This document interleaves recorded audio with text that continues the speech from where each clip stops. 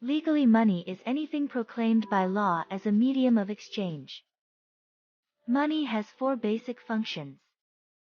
First, as a medium of exchange. Second, as a store of value. Third, as a unit of account or standard of value. And fourth, as a standard of deferred payment.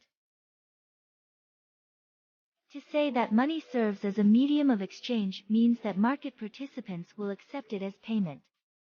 Individuals can sell their output for money and use that money to buy goods and services in the future. To see how money is a store of value, consider this simple example. A fisherman comes into port after several days of fishing. At the going price of fish that day, he has $1,000 worth of fish.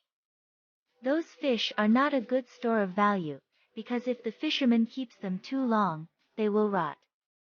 If he tries to exchange them with other tradespeople, some of the fish may rot before he can exchange the entire catch for the goods and services he desires.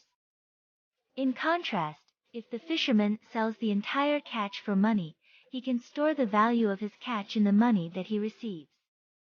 Of course, he can freeze the fish, but that's costly. It's also not a very precise way to store the value of fresh fish. Money as a unit of account is to say that it is a standard of value that allows economic transactors to compare the relative worth of various goods and services. Let's take an example. When you walk into a restaurant, the menu tells you that a hamburger costs $5 and a steak costs $15. You know what this means and are able to compare these prices. If, on the other hand, apples and oranges were used as units of account, comparison between the costs of goods and services would be much more difficult.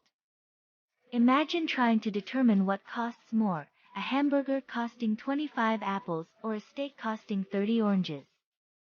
As a unit of account, money serves as the common base of comparison that people use to present prices and record debts. Without a common unit of account, these tasks would be much more difficult.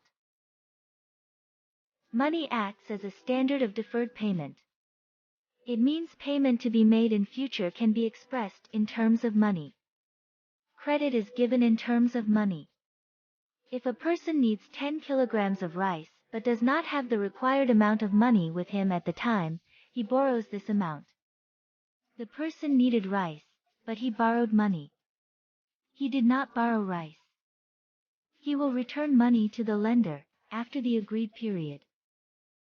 That's why money is called standard of deferred payments.